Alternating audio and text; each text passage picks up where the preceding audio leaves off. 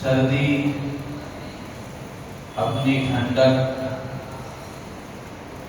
اور سرد لہروں کے ساتھ شروع ہو چکی ہے۔ سردی کا موسم، گرمی کا موسم، اسی طرح موسموں کی یہ تبدیلی اللہ کی قدرت کی نشانیوں میں سے ایک بڑی نشانی ہے۔ اور سردی کا موسم اللہ کی نعمتوں میں سے ایک بڑی نعمت ہے۔ قرآن پاک میں اللہ تبارک و تعالی نے موسموں کی تبدیلی کے بارے میں ارشاد فرمایا، وَهُوَ الَّذِي جَعَلَ اللَّيْلَ وَالنَّهَارَ خِلْفَةً لِمَنْ أَرَادَ أَن يَذَّكَّرَ أَوْ أَرَادَ شُكُورًا۔ اللہ وہ ذات ہے جس نے رات و دن کو ایک دوسرے کے پیچھے آنے والا بنایا اور ایک دوسرے کے پیچھے آنے میں نصیحت اور عبرت ہے اس آدمی کے لیے جو نصیحت حاصل کرنا چاہے، سبق لینا چاہے۔ لمن اراد ان یذکر او اراد شکورا، اور جو اللہ کا شکر بجا لانا چاہے۔ ایک اور جگہ اللہ تعالیٰ فرماتے ہیں، یقلب اللہ اللیل والنہار، اللہ تعالیٰ رات و دن کو الٹتا پلٹتا رہتا ہے۔ کبھی رات بڑی ہوتی ہے، دن چھوٹا ہوتا ہے، کبھی دن بڑا ہوتا ہے، رات چھوٹی ہوتی ہے۔ تو یہ رات و دن کی تبدیلی اور رات و دن کا الٹنا پلٹنا، چھوٹا اور بڑا ہونا، یہ اللہ کے حکم سے ہوتا ہے، اللہ کی منشا کے مطابق ہوتا ہے۔ اور اللہ تعالیٰ فرماتے ہیں، ان فی ذلک لعبرۃ لأولی الابصار، اس میں عقل والوں کے لیے عبرت ہے، نصیحت ہے، کہ جو آدمی عبرت حاصل کرنا چاہتا ہے اور سبق لینا چاہتا ہے، عقل سلیم رکھتا ہے، صحیح عقل جس آدمی کے اندر ہوتی ہے، وہ اس سے نصیحت حاصل کرتا ہے۔ ایک اور جگہ اللہ تعالیٰ نے فرمایا، ان فی خلق السماوات والارض واختلاف اللیل والنہار لآیات لأولی الالباب، آسمان و زمین کے پیدا کرنے میں اور دن و رات کی تبدیلی میں عقل رکھنے والوں کے لیے بڑی نشانیاں ہیں۔ تو میرے عزیز و دوست و بزرگوں، یہ رات و دن کی تبدیلی، اس میں اللہ تبارک و تعالیٰ نے بڑی عبرت رکھی ہے، بڑا سبق رکھا ہے ان لوگوں کے لیے جو سبق حاصل کرنا چاہے۔ اس سے ایک سبق تو یہ ملتا ہے کہ اس دنیا میں کوئی چیز ہمیشہ رہنے والی نہیں ہے، کسی چیز کو یہاں ہمیشہ رہنا نہیں ہے۔ جو بھی چیز وجود میں آئی ہے اس کو فنا ہونا ہے، جو بھی انسان دنیا میں آیا ہے اس کو دنیا سے جانا ہے، جو بھی چیز دنیا میں وجود میں آئی ہے اس کو ایک نہ ایک دن ختم ہونا ہے۔ تو یہ رات و دن کی تبدیلی سے حاصل ہونے والا سبب ہے کہ رات آتی ہے، دن چلا جاتا ہے، پھر دن جاتا ہے، رات آتی ہے۔ تو یہ رات و دن کے نظام سے اللہ تبارک و تعالی عقل رکھنے والے عقل مندوں کو یہ پیغام دیتے ہیں کہ تم اس حقیقت کو اچھی طرح اپنے دل و دماغ میں بٹھاؤ کہ یہاں کسی چیز کو قرار نہیں ہے، کسی چیز کو ٹھہرنا، یہاں مسلسل رہنا نہیں ہے، ہر چیز یہاں سے رخصت ہونے والی ہے۔ ہم دیکھ لیں، کبھی بچپن تھا، جوان ہوئے، بوڑھے ہوئے، دنیا سے رخصت ہو گئے۔ آج سے 30-40 سال پہلے ہم دنیا میں نہیں تھے، آج دنیا میں ہیں۔ آج سے 30 30-40 سال کے بعد ہم دنیا میں نہیں ہوں گے۔ گھر میں جتنے افراد ہمارے آج سے 10-15-20 سال پہلے تھے وہ آج نہیں ہیں۔ آج جتنے افراد ہمارے گھر میں ہیں آج سے 10-15-20 سال کے بعد وہ نہیں ہوں گے۔ تو یہ دنیا کا نظام اللہ تبارک و تعالیٰ نے اسی طرح بنایا ہے اور بندوں کو یہ سمجھایا ہے کہ یہاں کسی چیز کو ہمیشہ رہنا نہیں ہے، یہاں کوئی چیز ہمیشہ رہنے والی نہیں ہے۔ کل من علیہا فان ویبقى وجہ ربک ذو الجلال والاکرام۔ اللہ تبارک و تعالیٰ نے سورہ رحمان میں ارشاد فرمایا کہ زمین پر جتنی چیزیں ہیں سب فنا ہونے والی ہیں، انسان ہو یا اور دوسری مخلوقات ہوں یا دوسری چیزیں ہوں، سب کو فنا ہونا ہے، سب کو دنیا سے جانا ہے۔ تو میرے عزیز و دوست بزرگوں، یہ سردی کا موسم جو آیا ہے اور پھر یہ جانے کے بعد میں گرمی کا موسم آئے گا، تو اس طرح یہ موسموں کی تبدیلی یہ بتاتی ہے کہ یہاں کوئی چیز ہمیشہ رہنے والی نہیں ہے اور ہر چیز کو ہر وقت میں رہنا نہیں ہے۔ تو یہ پیغام ہمیں اس سے حاصل کرنا چاہیے اور یہ حقیقت اپنے دل و دماغ میں بٹھانی چاہیے۔ دوسری بات یہ ہے کہ سردی کا موسم مومن کے لیے نیکیوں کا سیزن ہے، موسم بہار ہے، برکتوں کے نازل ہونے کا موسم ہے، رحمتوں کے نازل ہونے کا موسم ہے اور الگ الگ قسم کی عبادت کے میدانوں میں آگے بڑھنے کا موسم ہے۔ اللہ کے نبی علیہ السلام نے سردی کے موسم کے بارے میں فرمایا الشتاء ربیع المؤمن، کہ موسم سرما، سردی کا موسم یہ ایمان والے کے لیے بہار ہے، موسم بہار ہے اور سیزن ہے گویا۔ اللہ کے نبی علیہ السلام فرماتے ہیں اس میں دن چھوٹا ہوتا ہے، رات بڑی ہوتی ہے اور ایمان والا اس سے فائدہ اٹھا کر دن چھوٹا ہوتا ہے تو روزہ رکھتا ہے اور رات لمبی ہوتی ہے تو رات کے آخری پہر میں اللہ کے سامنے عبادت کرتا ہے، تہجد کا اہتمام کرتا ہے، رات کے آخری پہر میں اللہ سے مناجات کرتا ہے۔ تو میرے عزیز و دوست بزرگوں، سردی کا موسم آتا تو حضرت عمر فاروق رضی اللہ تعالیٰ عنہ کے بارے میں آتا ہے کہ حضرت عمر فاروق رضی اللہ تعالیٰ عنہ فرمایا کرتے تھے کہ الشتاء غنیمت العابدین، کہ یہ موسم سرما اور سردی کا موسم یہ عبادت کرنے والوں کے لیے غنیمت ہے، بڑا خزانہ ہے، کمانے کا اور اپنے آپ کو اللہ سے قریب کر لینے کا، اپنے نام اعمال کو نیکیوں سے بھر لینے کا موقع ہے۔ اور عقل کا تقاضا بھی یہی ہے، نقل کا تقاضا بھی یہی ہے، قرآن و حدیث کی تعلیم بھی یہی ہے، سرکار دو عالم صلی اللہ علیہ وسلم کی تعلیم بھی یہی ہے، اور عقل مند آدمی بھی وہی ہے جو موقع سے فائدہ اٹھائے، موقع سے فائدہ اٹھائے۔ دنیا میں بھی لوگ کہتے ہیں کہ موقع ہے فائدہ اٹھا لو، سیزن ہے کچھ کما لو، آج نہیں تو پھر کب کماؤ گے، اب یہ موقع ہاتھ سے چلا جائے گا تو پھر کب موقع آئے گا۔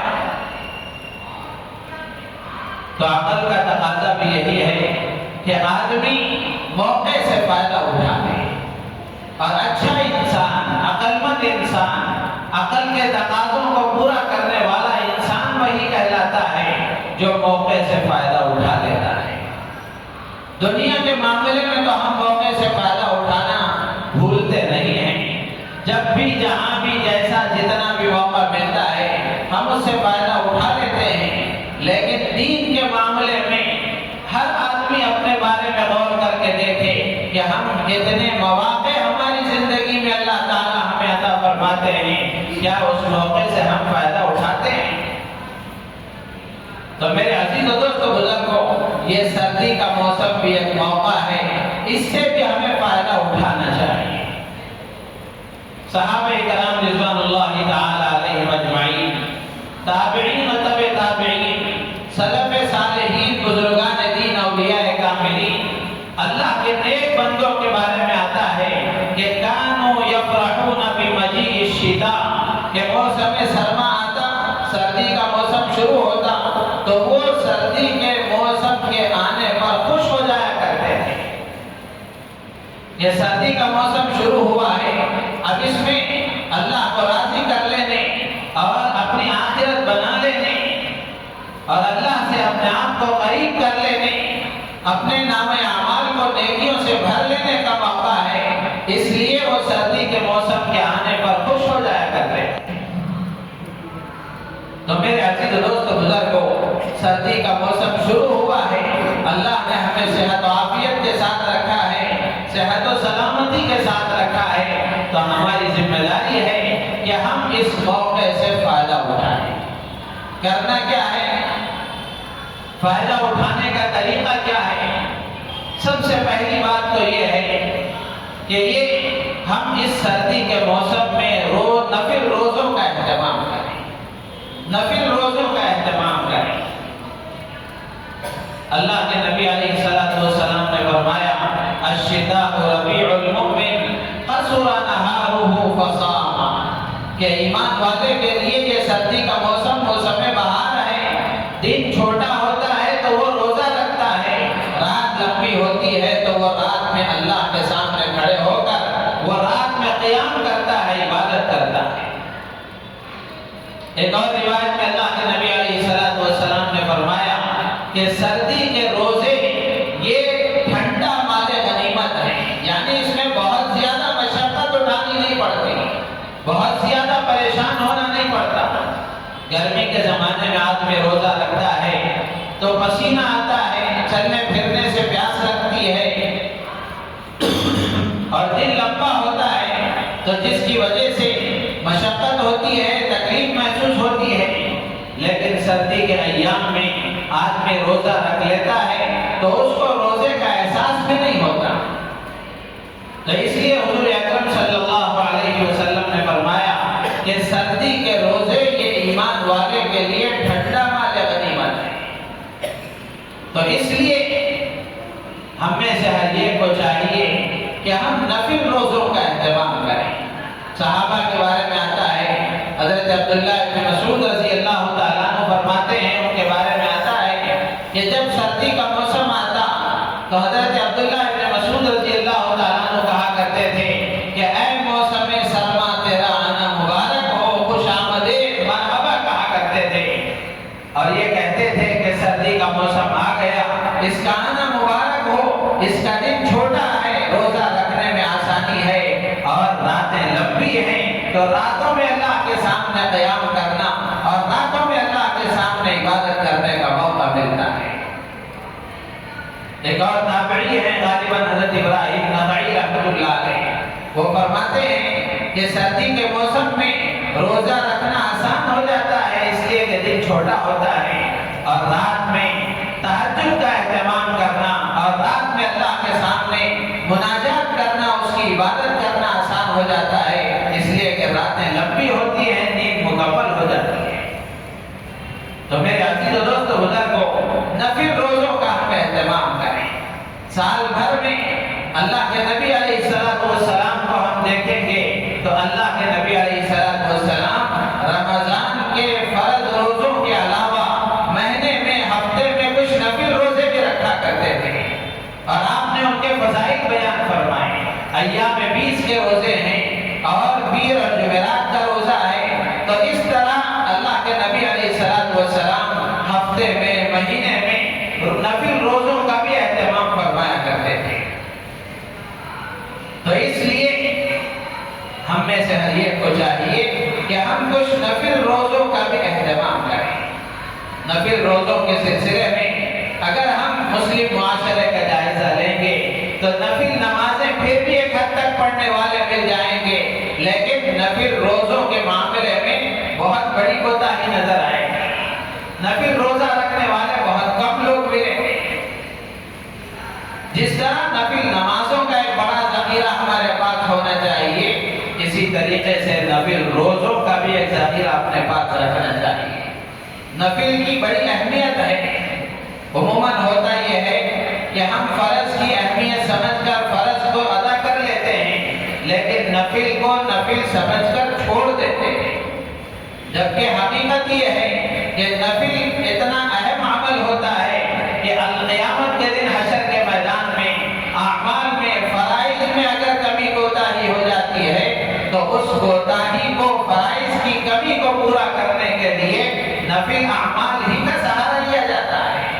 نفل اعمال ہی سے فرائض کی کمی کو پورا کیا جاتا ہے۔ تو اس لیے آدمی کو اپنے پاس نفل کا بھی ایک بڑا ذخیرہ رکھنا چاہیے۔ اور اطباء، حکماء، حکیم حضرات اور ڈاکٹر حضرات یہ کہتے ہیں کہ جتنی بڑی بڑی بیماریاں ہیں اور جتنی بیماریوں سے ہم دوچار ہیں یہ سب کھانے کی وجہ سے آتی ہیں، نہ کھانے کی وجہ سے کوئی بیماری نہیں آتی۔ ایک بیماری آتی ہے وہ کمزوری ہو جاتی ہے، کمزوری ہو جاتی ہے، ورنہ تو جتنی بیماریاں ہیں وہ ساری بیماریاں کھانے کی وجہ سے آتی ہیں۔ اس لیے اللہ کے نبی علیہ السلام نے اپنے ماننے والوں کا یہ مزاج بنایا کہ آدمی ہفتے میں 1 دن 2 دن یا مہینے میں 3-4 دن نفل روزوں کا اگر اہتمام کر لیتا ہے تو اس کی وجہ سے اس کے معدے کا نظام صحیح رہتا ہے اور اس کی صحت صحیح رہتی ہے۔ کتابوں میں لکھا ہے صوموا تصحوا، روزہ رکھا کرو صحت پا جاؤ گے، روزہ رکھ کر صحت پاؤ۔ آج ہم کھا کھا کر بیمار ہو رہے ہیں، روزہ اگر رکھیں گے انشاءاللہ العزیز صحت کی دولت سے مالا مال ہوں گے۔ تو اس لیے یہ سردی کا موسم مومن کے لیے موسم بہار ہے، تو نفل روزوں کا اہتمام کرنا چاہیے۔ کسی وجہ سے اگر رمضان کے فرض روزے رہ گئے، فرض روزے چھوٹ گئے، قضا روزے ہمارے ذمے میں ہیں، تو یہ بہترین موقع ہے کہ قضا روزے رکھنے کا اہتمام کریں۔ ہر سال موسم سرما آتا ہے تو اس موقع پر میں یہ یاد دلایا کرتا ہوں کہ بہت سارے ہماری مستورات اور خواتین ہیں کہ رمضان میں ان کی معذوری کی وجہ سے یا ان کے عذر کے جو ایام ہوتے ہیں مہینے میں 3 4 8 10 دن، یہ روزے تو یقیناً ان کے چھوٹ ہی جاتے ہیں، لیکن دوسری مجبوریوں کی وجہ سے بھی چھوٹا بچہ ہے اس کو دودھ پلانا پڑتا ہے، یا پھر حمل کے ایام ہیں ان کی وجہ سے ڈاکٹر حضرات روزہ رکھنے سے بچنے کا مشورہ دیتے ہیں۔ شریعت میں اس کی گنجائش بھی ہے، اگر واقعتاً وہ صحیح ہے اور واقعتاً وہ مجبوری ہے تو شریعت میں اس کی گنجائش بھی ہے۔ تو ایسی مجبوریوں کی وجہ سے بھی مستورات اور خواتین کے روزے یقیناً رہ جاتے ہیں۔ تو سردی کے موسم میں مردوں کو چاہیے کہ وہ اپنی عورتوں کو یاد دلایا کریں، ان کو ترغیب دیا کریں، اور ان دنوں میں وہ قضا روزے رکھ لینے کی ان کو ترتیب بنا کر دیا کریں۔ چھٹیوں کے اوقات ہیں یا اور دوسرے دنوں میں مرد حضرات گھر کا نظام ایسا بنائیں کہ عورتیں اگر روزہ رکھیں تو ان کی وجہ سے ان پر کام کا بوجھ ذرا کم ہو جائے،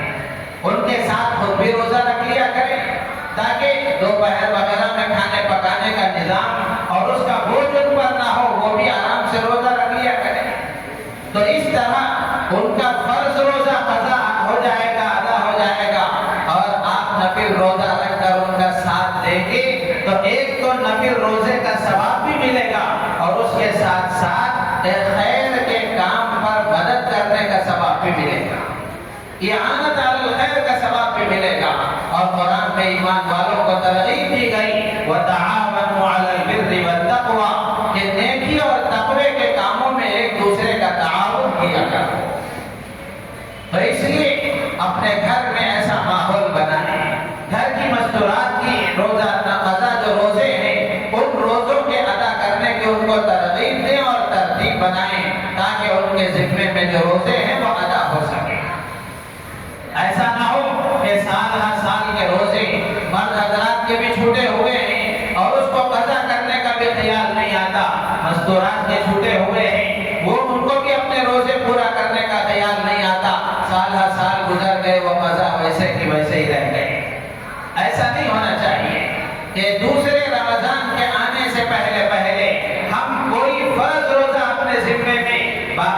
رکھیں اس کو سال بھر میں ادا کرنے کی ترتیب بنائیں۔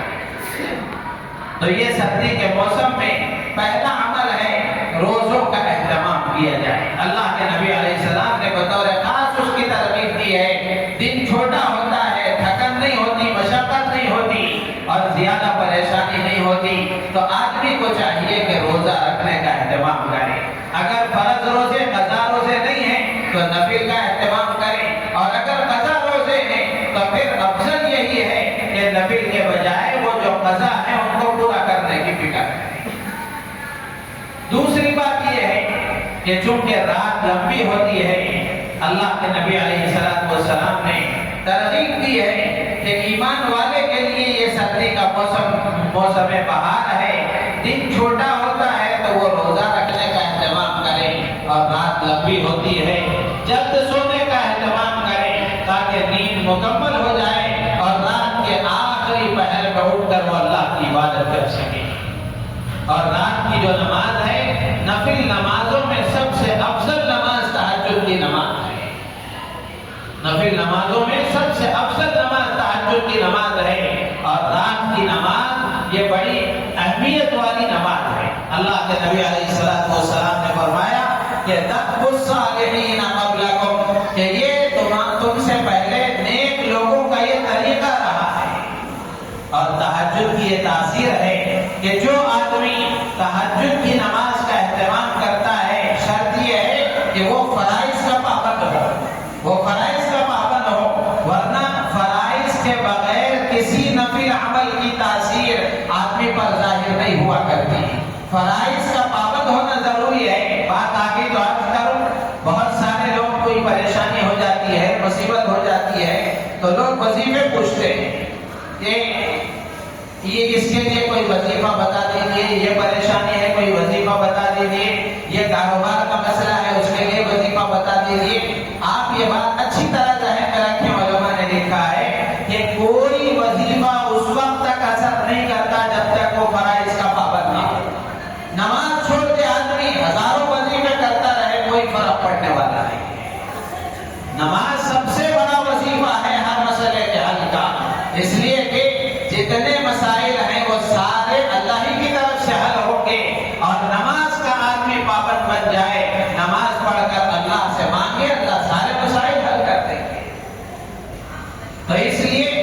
جتنے وظیفے ہیں، جتنے نفل اعمال ہیں، ان سب کی تاثیر فرائض کے بعد ہے، فرائض کی پابندی کے ساتھ ہے۔ تو فرائض کے اہتمام کے ساتھ نفل عمل کا بھی اہتمام کریں۔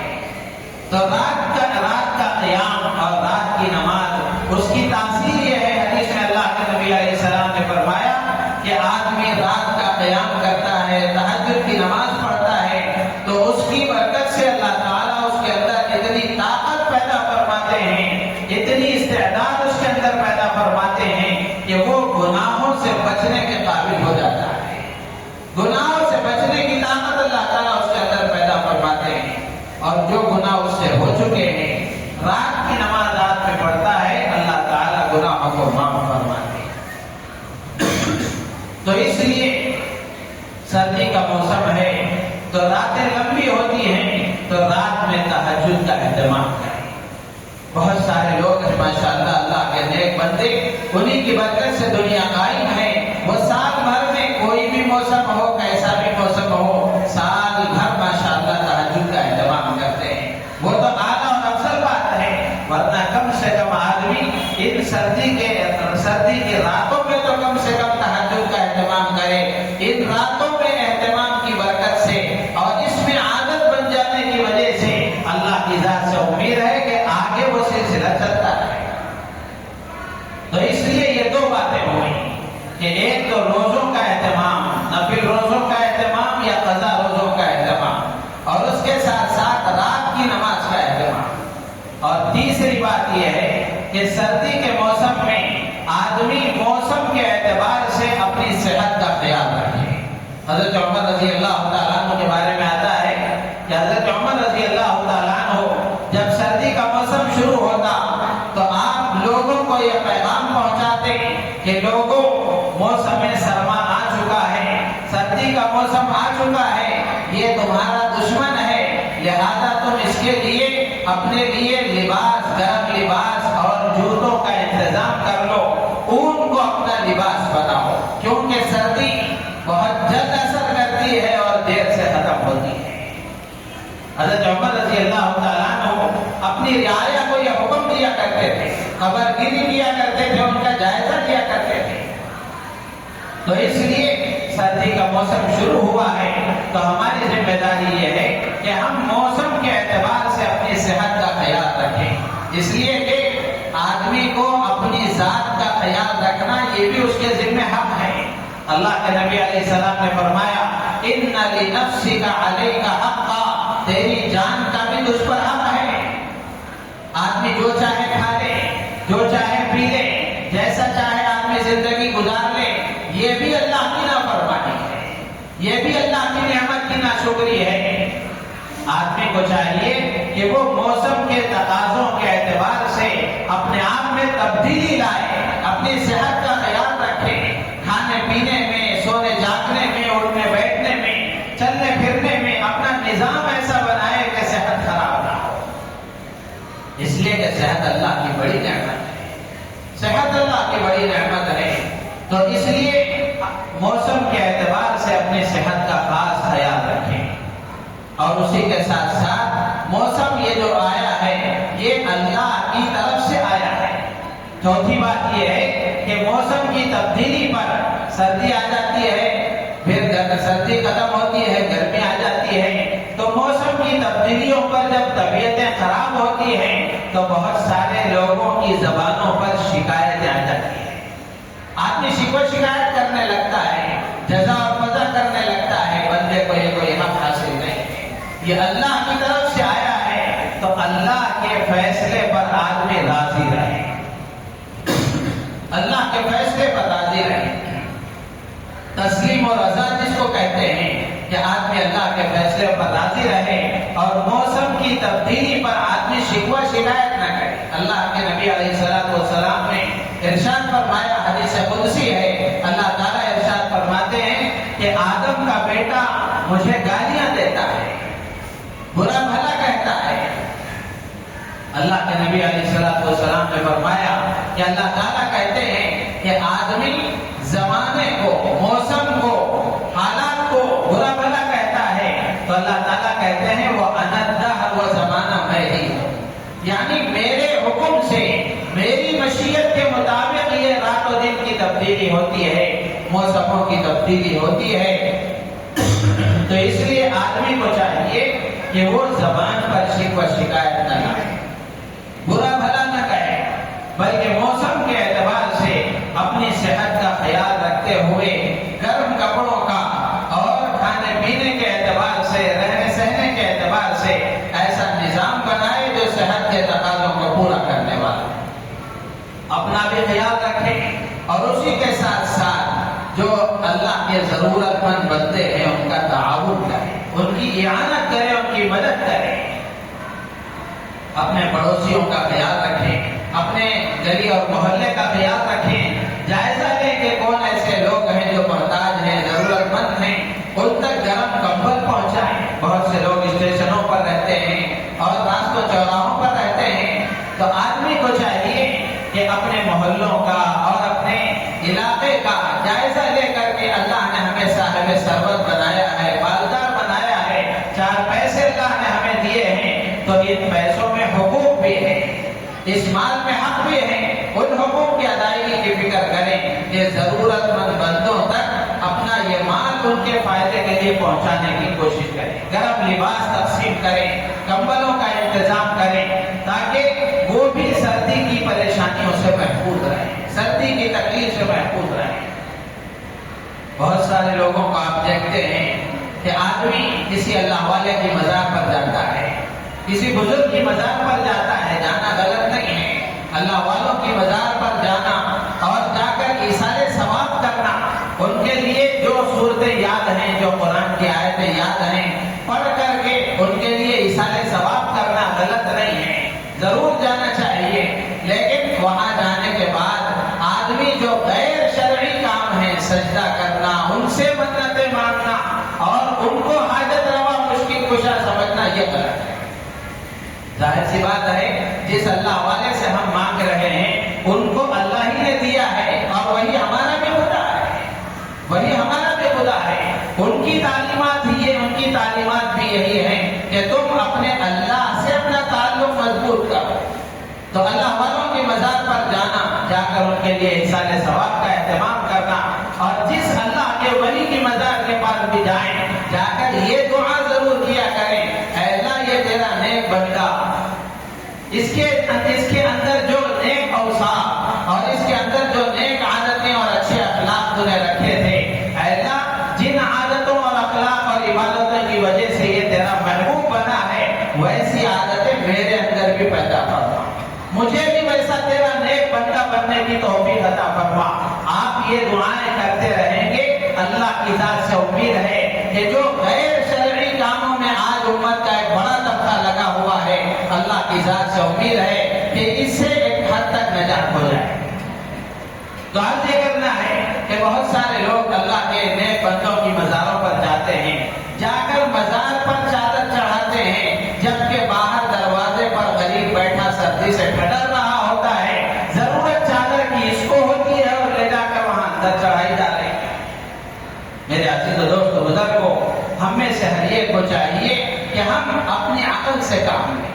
اور ضرورت کا احساس اور ادراک کریں کہ کیا کرنا چاہیے، کیا نہیں کرنا چاہیے۔